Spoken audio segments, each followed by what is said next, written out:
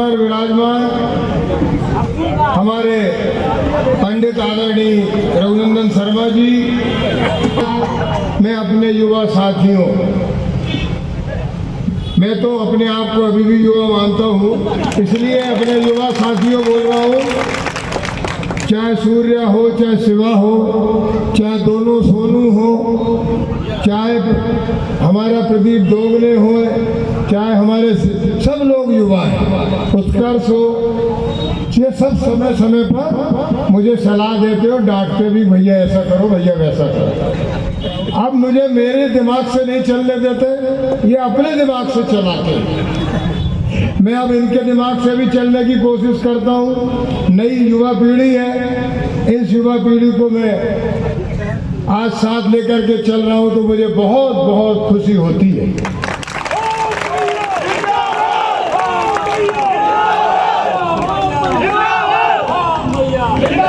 इन दोनों युवाओं, हमारे इन युवाओं को जिन्होंने आज के इस आयोजन में बहुत तादाद में और बहुत मेहनत करके भागीदारी की है, मैं उन सबका बहुत बहुत आभारी हूँ। मुझे पूरे क्षेत्र से समर्थन दे रहे हैं और ये समर्थन निर्दलीय प्रत्याशी को दे रहे हैं। ये रघुवंशी परिवार में आपका विश्वास है, उस विश्वास को आप मुझे दे रहे हैं। आपने वो विश्वास सन 1977 में मेरे पिता श्री हजारी लाल जी रघुवंशी को दिया था और उस विश्वास को कायम रखते हुए उन्होंने अपने राजनीतिक जीवन में इस सिवनी मालवा में बहुत से विकास के काम किए, चाहे किसान हो, चाहे मजदूर हो, चाहे गरीब हो, चाहे आदिवासी हो, हर वर्ग, हर विकास की बात की। अल्पसंख्यक साथियों के लिए भी विकास के काम किए, युवाओं के लिए विकास के काम किए। अपने जीवन को उन्होंने राजनीतिक क्षेत्र को गरीबों के लिए और किसानों के लिए समर्पित किया। उनके कार्यों को आप देखेंगे तो उन्होंने सबसे पहले हमारे प्रदेश होशंगाबाद जिला के किसानों का भूमि स्थलीकरण का कर्जा माफ कराया था, जो करोड़ों रुपया था भूमि स्थलीकरण का कर्जा। उन्होंने इल्ली लगी थी तब मुआवजा दिलाया राजस्व मंत्री रहते हुए। उन्होंने सिवनी मालवा तहसील को हरदा जिले में जाने से बचाया। उन्होंने सिवनी मालवा विधानसभा क्षेत्र को टूटने से बचाया और उन्होंने अपने अंतिम समय तक अपनी जिस पार्टी को सेवा दी, उस पार्टी के लोगों ने उन्हें कभी श्रद्धांजलि नहीं दी। तो बड़े बड़े नेता बनते हैं, बड़ी बड़ी बातें करते हैं और कहते हैं कि हमारा पारिवारिक रिश्ता रहा। पारिवारिक रिश्ता रखा होता तो उनके किसी भी बेटे को टिकट दे देते, तो हम मानते कि वो पारिवारिक रिश्ता है। पारिवारिक रिश्ता तोड़ने की आपने शुरुआत की है और ये शुरुआत आप लोग करते हैं और आप लोग पूरे प्रदेश में परिवारों में लड़वाते हैं। चाहे होशंगाबाद का विधानसभा क्षेत्र हो, 2 भाइयों को लड़वा रहे हो, चाहे टिमरनी का विधानसभा क्षेत्र हो, काका भतीजे को लड़वा रहे हो, चाहे सागर का विधानसभा क्षेत्र हो, भाभी और देवर को लड़वा रहे हो। हालत ये है और भी क्षेत्रों में आपने ऐसे लोगों को टिकट बांट रहे हो जो परिवार को तोड़ने का काम करें और आपकी राजनीति जीवित रहे। आपने देखा होगा कल की सभा में भी सिवनी मालवा विधानसभा क्षेत्र के लोगों की तादाद कम थी, बाहर के लोगों की तादाद ज्यादा थी।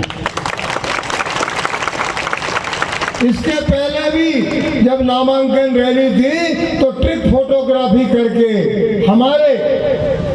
हमारे लोगों की रैली की फोटो उसमें जोड़ करके प्रसारित की गई। आजकल आर्टिफिशियल इंटेलिजेंस चल रही है, उसमें भी जोड़ देते हैं और उसको जोड़ के अपना बनाते हैं। हालत ये है कि रात को खलग्राम में दारू की गाड़ी पकड़ाई, ड्राइवर गाड़ी छोड़ के भाग गया।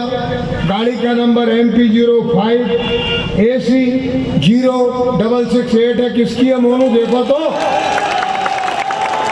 देखो किसके नाम पे गाड़ी है भाई? गाड़ी किसके नाम पे है? MP05AC 0668। मैं अभी आ रहा था तो पहले मैं थाने गया, तो मैंने कहा कौन सी गाड़ी पकड़ी बताओ मुझे। तो उन्होंने कहा वो दारू वाले की गाड़ी है, वो दारू वाला सप्लाई कर रहा है। ये हालत है। और ये दारू वाले गांव-गांव दारू सप्लाई कर रहे हैं, और ये गांव-गांव दारू सप्लाई करके हमारे युवाओं को बहका रहे हैं, हमारे गांव के गरीबों को बहका रहे हैं। धन बल, दारू बल और दबाव की राजनीति की जा रही है। ये क्षेत्र को 77 में हमने आजाद कराया था, सिवनी मालवा में आतंक से। जो आज 80 साल की उम्र के लोग हैं, जो आज 70 साल की उम्र के लोग हैं, उन्हें मालूम है कि सिवनी मालवा में उस 77 में आतंक कितना था। चुनाव प्रचार करने के लिए हमें आदमी नहीं मिलते थे। हम जाते थे चुनाव पर प्रचार करने, तो हमारी गाड़ी पे पत्थरें फेंकी जाती थी, धूल फेंकी जाती थी, तब हमने आजादी दिलाई थी। आज फिर वह अवसर आ गया है कि सिवनी मालवा में भय, डर और आतंक का माहौल बनने जा रहा है। बाहर से आए हुए लोग पैसा बांट रहे हैं, दारू बांट रहे हैं, और तो और दबाव डाल करके बातें की जा रही है कि आप लोगों ने अगर हमें साथ नहीं दिया तो हम चुनाव के बाद देख लेंगे। तो ये देखने वाले लोग सबसे पहले ओम रघुवंशी को देखें, और जब तक ओम रघुवंशी जिंदा है, ओ भैया संघर्ष करो, भैया संघर्ष करो। जब तक ओम रघुवंशी जिंदा है, जब तक ओम रघुवंशी जिंदा है, सिवनी मालवा का एक भी व्यक्ति के सामने कोई संकट आएगा तो ओम रघुवंशी सबसे आगे खड़ा होगा, सबसे आगे मैं खड़ा होऊंगा। मेरे पिताजी ने जीवन के आखिरी समय तक आपकी सेवा की, और मैं आज घोषणा करता हूं कि मैं अपने जीवन की आखिरी समय तक, अपने जीवन की आखिरी सांस तक आप लोगों के लिए लड़ूंगा और लड़ता रहूंगा। और ये चुनाव कोई आखिरी चुनाव नहीं है, ये चुनाव कोई आखिरी चुनाव नहीं है, और चुनाव होंगे, हम और चुनाव लड़ेंगे, और चुनाव लड़ेंगे। हमारी सांस में सांस है, तब तक हम चुनाव लड़ेंगे। और किसमें कितनी ताकत है कि हमारे लोगों को कमजोर कर दे, उनकी ताकत बन के मैं आगे आऊंगा, मैं लड़ूंगा, और सारे गुंडों को समाप्त करके यहाँ भय मुक्त वातावरण।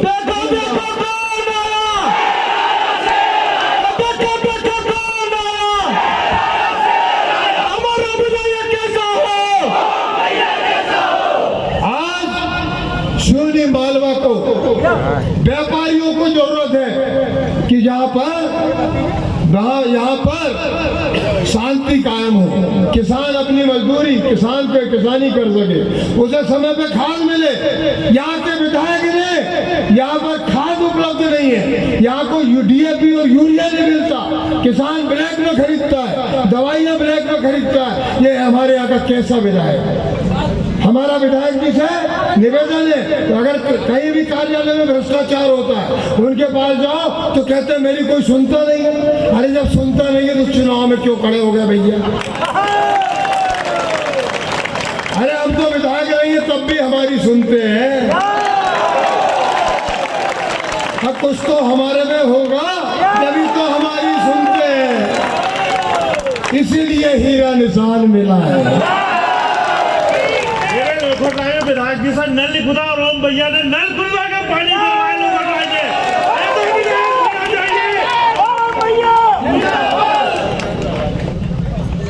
आज जो लोग बोलते थे कि हम टेल तक पानी पहुंचाएंगे, उन्होंने ही हेडअप बना करके किसानों की हजारों एकड़ की सिंचाई नहीं होने दी। गाडरिया में हेडअप बनाया, आगे तक पानी नहीं गया। हमारे मुंडिया खेड़ी के किसानों ने खुद के तालाब बनाए, मोटर और विद्युत पंप लगाए, तब खेतों में सिंचाई कर रहे हैं। हमारे जमाने में, पिताजी के जमाने में भिलाड़िया माइनर, रामगढ़ माइनर में टेल तक जाता था, बाबरी माइनर में टेल तक जाता था, मिसरौल माइनर में टेल तक जाता था। इनसे पूछो, इनको माइनरों के नाम नहीं मालूम। खपरिया माइनर में टेल तक जाता था, चौथला तक किरकिस तक जाता था। ये हालत है, वो या तो विधायक के खेत में पानी नहीं पहुंचता। ये हमारे सुधीर गौर जो जिला पंचायत जनपद के अध्यक्ष थे, जो हमारे सुधीर गौर जनपद पंचायत के अध्यक्ष थे, अभी जिला पंचायत अध्यक्ष के प्रतिनिधि हैं। उन्होंने भी बहुत लड़ाई लड़ी नहर के पानी की, उनकी भी कोई नहीं सुनता। उनका भांजा अभिषेक वो भी लड़ाई लड़ रहा, लेकिन उनकी कोई नहीं सुनता। यहाँ तो क्या है कि कोई किसी की सुनता ही नहीं है। यहाँ पर तो हालत ये हो गई है कि कर्मचारियों और अधिकारियों का ऐसा राज चल रहा है कि ऐसा राज चल रहा है, कोई किसी की सुनवाई नहीं करता है। अब आप देखो कि मिसरौद के हमारे जनपद सदस्य मोहन गोबरेले जी अब ये बोल रहे हैं कि विद्युत सब स्टेशन के लिए इन्होंने चंदा किया और जमीन खरीदी, तब जाके सब स्टेशन बिजली का बना और तब किसानों के खेतों में पानी जाए। ये हमारे साथी है। आज जो आप सब लोग बैठे हो, मैंने किसी की गाड़ी में पेट्रोल नहीं डलवाया, मैंने किसी को पैसे नहीं दिए, मैंने 200 रुपए की पर्ची नहीं बांटी। ये सब अपने मन से आए हैं, ये मेरे दिल से जुड़े हैं, ये मेरे विश्वास से जुड़े हैं, इसलिए आए हैं। और आपके विश्वास को नहीं टूटने दूंगा, आपके विश्वास को बनाए रखूंगा। या व्यापारियों पर कोई संकट आएगा तो मैं उनके आगे खड़ा रहूंगा, ये मैं आपसे वादा करता हूँ। हमारी नगर पालिका देखो तो गाय माता जो हमारी सड़कों पे बैठी, सड़कों पे खड़ी है, मैं बनूंगा तो सबसे पहले शिवनी मालवा विधानसभा में जो भी सड़क पे गाय बैठेगी उसको गौशाला में भिजवाऊंगा और सड़क पे गाय नहीं बैठने दूंगा। हर खेत में हरदा में बांध पे पानी जाएगा, शिवनी मालवा में हर खेत में टाइम से पहले पानी मिलेगा। बिजली की कटौती यहाँ पर कम से कम होगी। जितनी बिजली बुधनी में मुख्यमंत्री के क्षेत्र में जलती थी उतनी बिजली यहाँ जलवाऊंगा। मैं आपकी ताकत हूँ, आपने मुझे ताकत दी, आपने मुझे विश्वास दिया, इसलिए मैं लड़ रहा हूँ। जिस दिन मुझे टिकट नहीं मिला उस दिन भी रात में आपने अपने लोगों ने आकर के मुझे मजबूर किया कि आप चुनाव लड़ो। मैं चुनाव लड़ा और आपने कहा कि फार्म मत उठाना, मैंने फार्म नहीं उठाया और आपने आज वो विश्वास भी कायम रखा है कि आप मुझे 17 तारीख तक चुनाव लड़वा और चुनाव 3 तारीख तक जितवा दे, या मुझे विश्वास। हमारा विधायक कैसा हो, ओ भैया संघर्ष करो, सुनी मालवा जनता की यही पुकार। शिवनी मालवा में पिछले 15 सालों में इतने मतलब ब्लाइंड मर्डर हुए, जिनको अंधे कत्ल कहते हैं, पत्रकार साथियों के हुए और दूसरे साथियों के हुए। यहाँ के पत्रकार गृह मंत्री तक गए लेकिन कुछ भी निकाल नहीं हुआ। यहाँ और भी अंधे कत्ल हुए, मर्डर हुए, उनके बारे में कोई जानकारी नहीं मिल पाई। ये ऐसा प्रशासन है यहाँ का पुलिस प्रशासन। हमें इन सब दुविधाओं को दूर करना है, या दूसरे लोग आकर के जिस तरह से काम करते उस काम को बंद करना है। ये क्षेत्र आज से 15 साल पहले तक इतना शांत था कि यहाँ पर कुछ नहीं होता था, सब अपना व्यवसाय आराम से करते थे, किसान अपनी खेती आराम से करता था, मजदूर अपनी मजदूरी आसानी से करता था। लेकिन हमारे क्षेत्र को पंजाब बनाया जा रहा है, गांव-गांव में नशा पहुंचाया जा रहा है। ये बहुत बड़ी दुखद घटना है, इसे हमें दूर करना है। हमारी महिलाओं को स्व सहायता समूह के माध्यम से कर्जदार बनाया जा रहा है, उन कर्जों को कैसे माफ करें ये हमें करना है। इन सारी चीजों को हमें माफ करना है। आज जिस तरह से हम लोग आज इकट्ठे हुए, वो सब आज कितना टाइम है? 7:30 है। हमने कोशिश की थी, हमें सुबह 8 बजे से 2 बजे का टाइम दिया, हमने कहा संशोधित कर दो। पहले तो उन्होंने कहा जय स्तंभ पे 4 बजे तक दूसरी सभा होगी, तो आपको समय नहीं देते, तो हमने बड़ी मुश्किल से 8 से लेकर 2 बजे तक का दिया। फिर हमने कहा जब दूसरी सभा नहीं है तो हमारा समय 11 बजे से लेकर 4 बजे तक कर दो। लेकिन यहाँ निर्वाचन आयोग पता नहीं किसकी शक्ति में काम कर रहा है कि वो हमारा समय नहीं बढ़ाता है और वहाँ पर आकर के हमारे लोगों को रोक देते हैं कि आप रैली नहीं ले जा सकते। अरे ये रैली नहीं है, ये रैला है। हम लोग दिल से इकट्ठे हुए और हम लोग इकट्ठे रहेंगे। हमने 5 उंगली और अंगूठा मिलाकर मुट्ठी बनाकर अपना चुनाव लड़ेंगे। हमारे क्षेत्र के आदिवासियों का शोषण हुआ, आपने देखा होगा। आदिवासियों का जंगल कटाई की यहाँ के लोगों ने और जंगल काट करके उनके पैसे खा गए। उनके पैसे किसने खाए? यह कॉलोनी का भूमाफिया कौन है? जमीन का भूमाफिया कौन है? ये देखो, आदिवासियों के जंगल कटवा के किसने पैसे खाए? ये फैसला आपको करना है। यहाँ की गुंडा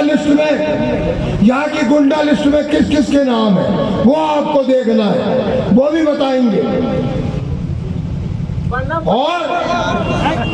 और जो चुनाव संचालक हैं, एक हमारा नारकोला का नेता कांग्रेस का, जिसने ट्रैक्टर जलाया आदिवासी का आज से 20 साल पहले, बांदरी नहीं है,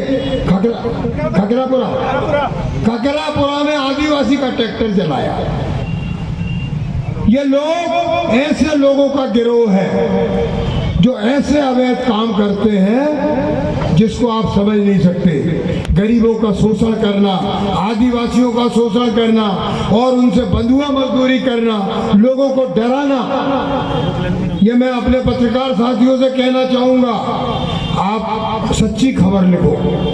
आप बहुत शक्तिशाली हो, आप देश का चौथा खंभा हो और आपका चौथा स्तंभ जो है वो रहना चाहिए मजबूत। आप लोग ने अगर चौथा स्तंभ में अपनी गड़बड़ी की तो उसका परिणाम जनता को भोगना पड़ेगा।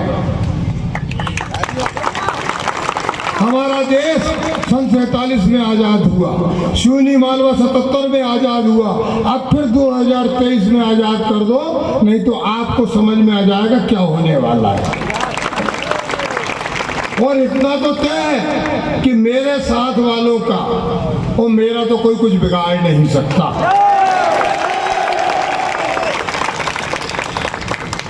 यानी मूछ का बाल निकाल के बताए कोई, अकेला चलता हूँ, अकेला चलता हूँ,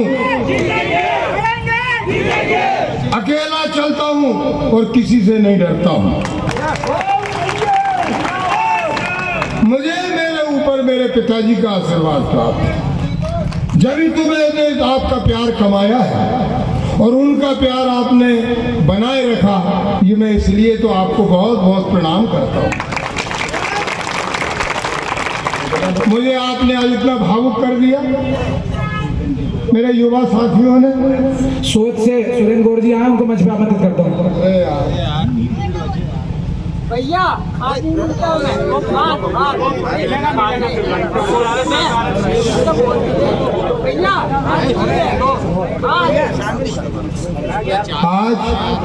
मुझे इन बच्चों ने, युवाओं ने इतना भावुक कर दिया कि मेरा दिल भर आया।